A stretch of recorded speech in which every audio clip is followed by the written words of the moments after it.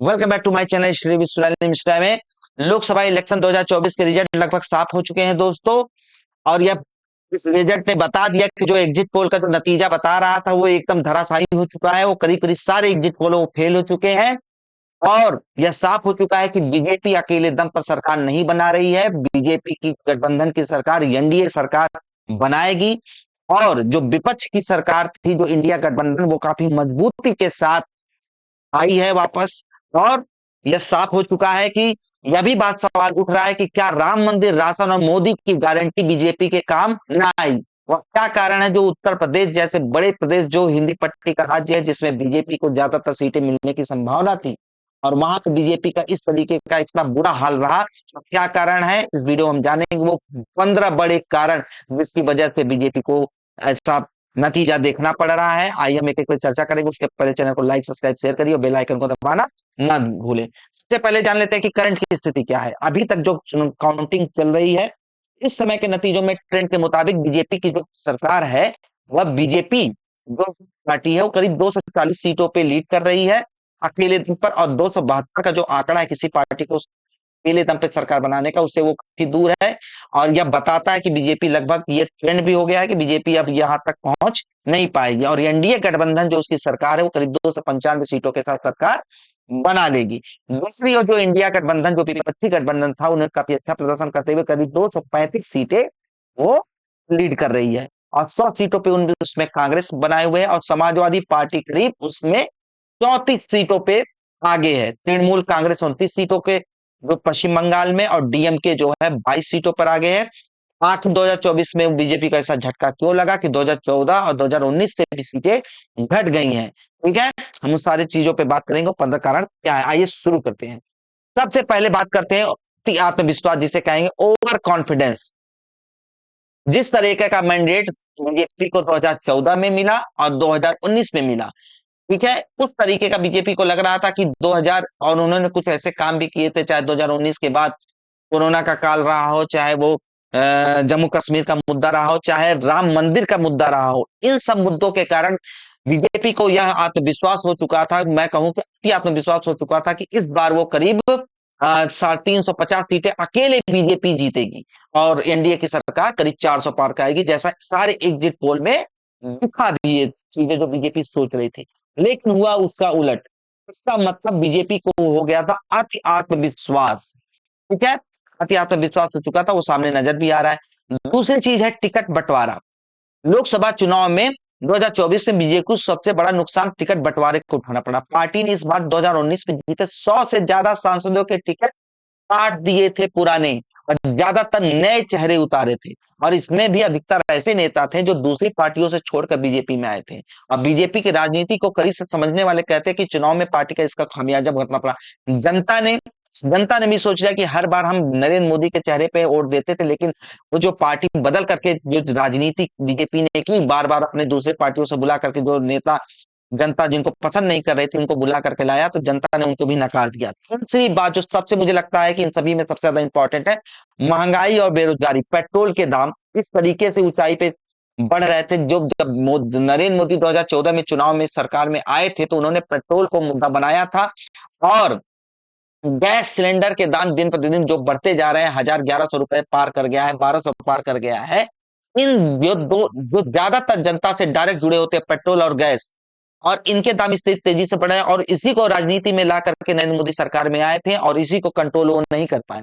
और जनता ने 2 टर्म में उनको चांस दिया, लेकिन तीसरे टर्म में उन्होंने, जनता ने कहा नहीं, अकेले किसी पार्टी को मजबूत बना देने थे, इनको भुगतना पड़ा है। जब उनकी जेब पे कोई चीज को नुकसान होगा तो जनता ऐसा मैंडेट देगी। ठीक है, तो जो मोदी की जो, और दूसरी बात तो जो है बेरोजगारी। बेरोजगारी मेरे हिसाब से सबसे बड़ा मुद्दा रहा है इस चुनाव में। और विपक्षी पार्टियों ने बड़े अच्छे तरीके से, हर, चाहे नरेंद्र मोदी, चाहे राहुल गांधी हो, चाहे अखिलेश यादव हो, चाहे ममता बनर्जी हो, जब भी वो किसी रैली में जाते थे, उन्होंने बेरोजगारी युवाओं को साधने का काम किया करीब। और ये आंकड़ों में भी दिखाता है, 25 से 35 साल के जो युवा हैं, उन्होंने करीब हर एक मैंडेट में दिख रहा है कि वो मोदी सरकार से इस बेरोजगारी से मुद्दे खफा थे। ठीक है, वो चाहे वो अभी वो आर्मी का मामला रहा हो, उसमें भी जो जनता है, जो युवा है, उस मोदी सरकार से खपा थे, और इसका खामियाजा उनको उठाना पड़ा। ठीक है। और न- चौथी चौथी बात है सांसदों से नाराजगी। बीजेपी की राजनीति में नजर रखने वाले जानकार कहते हैं कि हिंदी पट्टी के ज्यादातर राज्यों में लोग पार्टी के सांसदों से नाराज थे, क्योंकि पिछले 5 साल के दौरान अधिकतर सांसद क्षेत्र में गए ही नहीं। एक तरीके से जनता से कट गए। 2014 जो मोदी के चेहरे पर उन्होंने वोट दिया था, लेकिन इस बार लोगों ने अपना मन बदल लिया कि बार बार मोदी जी के चेहरे पे वोट देंगे, लेकिन हमारे इलाके में कोई काम नहीं हो रहा है। इसका सबसे बड़ा उदाहरण मैं आपको बता सकता हूँ, स्मृति ईरानी। स्मृति ईरानी सबसे बड़ा मोदी जी का चेहरा था, जो कि बीजेपी का चेहरा था, जो कि राहुल गांधी जैसे बड़े नेता को 2014 में हराया था, और 2019 में भी वो जीत के आई थी। लेकिन इस बार अमेठी की सीट से, और बीजेपी को लगभग तय था कि यहाँ से स्मृति ईरानी जीत जाएंगी, लेकिन जो चुनावी आंकड़े थे और जो विश्लेषण हुआ था उसमें लग रहा था कि स्मृति ईरानी यहाँ पे कमजोर पड़ गई, और ये खामियाजा भुगतना पड़ा। करीब 60,000 से ज्यादा वोटों से स्मृति ईरानी अमेठी से हार गए। इस तरीके के दिग्गज जो नेता है, बीजेपी के कई दिग्गज नेता यहाँ से हारे। अगला है मुस्लिम आरक्षण। देखिए, लोकसभा चुनाव के दौरान भाजपा ने बड़ा अग्रेसिव तरीके से मुस्लिम आरक्षण का मुद्दा उठाया। प्रधानमंत्री मोदी ने अपनी तमाम रैलियों में विपक्ष पर आरक्षण की राजनीति का आरोप लगाया। उन्होंने कहा कि संविधान आने के बाद, ये सरकार आने के बाद अगर विपक्षी दल की सरकार आती है तो वो एक खास जो तबका है उसको आरक्षण दे देगी, या पूरा आरक्षण संविधान खत्म हो जाएगा। इस तरीके का जो राजनीति का आरोप लगाया, ऐसा मुद्दा बीजेपी को बैकफायर कर गया। ये मुद्दा बीजेपी पर मुस्लिम वोट जो पड़ा वो डायरेक्ट पूरा विपक्ष के पास चला गया। अब एक कम्युनिटी पूरी की पूरी इससे नाराज हो गई कि इस तरीके का डायरेक्ट लांछन उनपे लगाया गया। अगली बात, सीए एनआरसी का मुद्दा। तो सीए का और एनआरसी का यूजीसी का मुद्दा रहा है, वो बीजेपी को खुद ही डेंट पहुंचा दिया। बीजेपी ने हिंदी बेल्ट पे या हिंदू पट्टी के जो राज्य हैं इस पर इसका फायदा लेने की कोशिश की, लेकिन जो दूसरी कम्युनिटी के लोग हैं जिन पे इसका असर पड़ा, उन लोगों ने इस बीजेपी के खिलाफ हो गए। यह प्रयास काफी हद तक सफल होता दिख रहा है, लेकिन उदाहरण के तौर पर पश्चिम बंगाल में जहां बीजेपी ने 2019 में 42 में 18 सीटें जीती थी, इस बार करीब 22, जबकि घटकर आधी रह गई, जबकि ममता बनर्जी ने सीट 22 से 30 तक। ऐसी पट्टी में जहां पे मुस्लिम बाहुल्य इलाके हैं, वहां पे सीए एनआरसी का मुद्दा काम नहीं कर गया, वो बैकफायर कर गया। अगला है पीडीए। पीडीए, जो अखिलेश यादव ने लोकसभा चुनाव में पीढ़ी यानी पिछड़ा, पी से पिछड़ा, दलित और अल्पसंख्यक का जो फार्मूला दिया था, इस फार्मूले को ध्यान में रखते हुए प्रत्याशियों का चयन किया। समाजवादी पार्टी ने 17 सीटों पर दलित, 29 सीटों पर ओबीसी और 4 पर मुस्लिम, बाकी सवर्ण उम्मीदवार उतारे। मतलब जो मुस्लिम कम्युनिटी है वो पूरा का पूरा, और पिछड़ा वर्ग जो कि पिछड़ा में जैसे यादव और नॉन यादव, सारे के सारे अखिलेश यादव के और कांग्रेस के साथ चले गए। यह मुद्दा उसके पास में साथ में रहा। पेपर लीक का मुद्दा। अखिलेश यादव ने चुनाव प्रचार में यूपी में पेपर लीक के मुद्दे को उठाया। अभी आपने देखा यूपी पुलिस का मुद्दा, यूपी पुलिस का पेपर लीक हो गया, यूपी पुलिस का पेपर लीक हुआ, यूपी पीसीएस का पेपर रद्द किया गया, और यूपी पे आरओ एआरओ का पेपर, ये सारे पेपर लीक हुए। और कोई भी भर्ती, जो भर्ती तो भर्ती कोई आई नहीं, भर्ती पूरी नहीं हो रही थी, 5-5 साल से भर्तियां रुकी हुई हैं, और कोई भी प्राइमरी टीचर की भर्ती, इस तरीके की भर्तियां आई नहीं। इन सबसे जो उम्मीदवार थे वो काफी नाराज थे, जो उसका खामियाजा बीजेपी को भुगतना पड़ा। साठ हिंदुत्व और सवर्णों पर, साठ हिंदुत्व सवर्णों पर नजर, साठ अखिलेश यादव ने स्वामी प्रसाद मौर्य के विवादित बयानों खुद को अपनी पार्टी पर, जो स्वामी प्रसाद मौर्य ने समय समय पर हिंदू जो लोगों के खिलाफ इस तरीके की बातें की, लेकिन अखिलेश यादव ने उससे अपनी दूरी बनाए रखी और बहुत साफ हिंदुत्व की छवि बनाए रखी। अखिलेश ने राम मंदिर प्राण प्रतिष्ठा पर सीधे कोई प्रतिक्रिया नहीं दी। इसके इटावा में शिव मंदिर की नींव रखी। सवर्णों वोटर्स को साधने के लिए चंदौनी में राजपूत और भदोही में ब्राह्मण प्रत्याशी उतारे। और क्या करना रहा, भाजपा आई तो संविधान आरक्षण खत्म कर देगी। देखिए, जब कोई पार्टी दो दो टर्म से काम कर रही थी, भाजपा, तीसरे टर्म पे विपक्षी पार्टियों ने सीधा जनता से संवाद किया, और उसमें उन्होंने कहा, और कुछ इस तरीके से जैसे ईडी ईडी सीबीआई, इस तरीके की जो रेड पड़ती थी, विपक्षी पार्टी, जितने भी विपक्षी पार्टी थे उनके बड़े बड़े नेताओं को जेल में डाल दिया जा रहा था, चाहे वो कोई भी कारण हो, उस पर हम चर्चा करेंगे।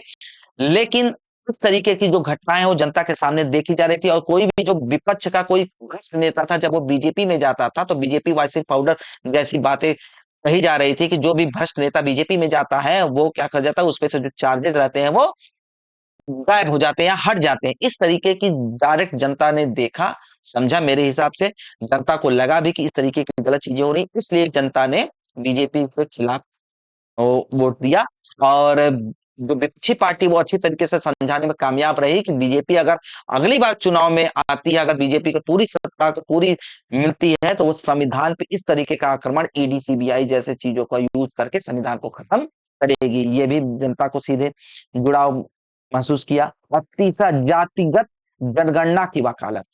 आपने देखा होगा राहुल गांधी और जो बिहार में तेजस्वी यादव जैसे लोग थे, इन्होंने जातिगत जनगणना की बात की। जब उनकी सरकार आएगी तो वो जातिगत जनगणना बात करेंगे, जिसकी जितनी हिस्सेदारी है उसको उतना हक मिलेगा। इस तरीके के जो डायलॉग थी, इस तरीके की जो बातें थी, वो जनता को डायरेक्ट अटैच की। इस तरीके से मुझे लगता है कि ये भी असर पड़ा है, जनता ने राहुल गांधी और कांग्रेस और अखिलेश यादव जैसे बड़े नेताओं को वोटिंग के द्वारा जनादेश दिया।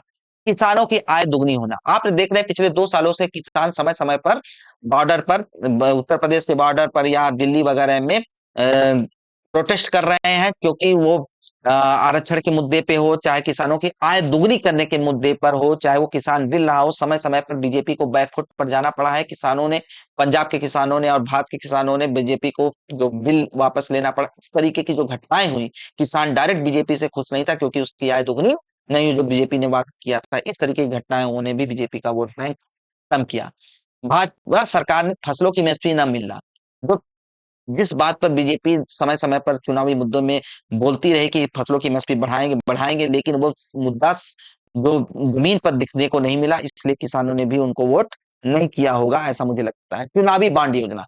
समय-समय पर सुप्रीम कोर्ट ने बहुत सारे ऐसे फैसले दिए जो बीजेपी की सरकार या एनडीए की सरकार ने जो फैसले लिए, तो उसको पलटने की कोशिश की। सुप्रीम कोर्ट ने सीधे कहा कि ऐसे बहुत सारे वर्डिक्ट दिए, जिसमें उन्होंने सीधे कह दिया कि जो करंट मौजूदा सरकार है, वो कुछ ऐसे फैसले को पलट दिया, और जिससे पता चला जनता के मन में ये बात गई कि बीजेपी ने कुछ गलत फैसले किए, जैसे चुनावी इलेक्टोरल बॉन्ड का फैसला। भी आपने ताजा सुना होगा, इलेक्टोरल बॉन्ड पे सुप्रीम कोर्ट ने सीधा ये वर्डिक्ट रखा था कि ये मामला सीधे भ्रष्टाचार से है। जो चुनावी बॉन्ड जो योजना बीजेपी ने लाई थी, सुप्रीम कोर्ट ने इसको भ्रष्टाचार से जुड़ा बताया कि ये योजना भ्रष्टाचार को खत्म करने नहीं बल्कि भ्रष्टाचार को बढ़ावा दे रही है। ये भी वर्डिक्ट जनता के बीच में गया कि बीजेपी ने कुछ गलत करने की कोशिश की, या एनडीए ने कुछ ऐसा किया। इस तरीके की घटनाएं और भी मामले हैं, समय पे मैं आगे चर्चा करूंगा, लेकिन मुझे लगता है ये बड़े मुद्दे हैं, खास तौर से उसमें जो महंगाई और बेरोजगारी से नंबर 1 पे मैं रखूंगा। दूसरा, आप जो ओवर कॉन्फिडेंस है, ये सब चीजें बीजेपी को ले डूब गई, जिससे जो खास तौर पे जो हिंदी बेल्ट के राज्य है, उसमें बीजेपी पूर्वांचल की सीटों पे बीजेपी को खामियाजा भुगतना पड़ा है। और यूपी जैसे बड़े राज्यों में, जिसमें उस समय 70 की सीटों के जीतने की आशा थी, वहां पे इतना कम हुआ। अखिलेश यादव और राहुल गांधी के जो उनका प्रतिशत वोट बढ़ा है, और सीटें उन्होंने काफी अच्छे से जीता है। ठीक है दोस्तों, इसी तरीके के वीडियो को पाने के लिए चैनल को लाइक, सब्सक्राइब और शेयर करिए। धन्यवाद।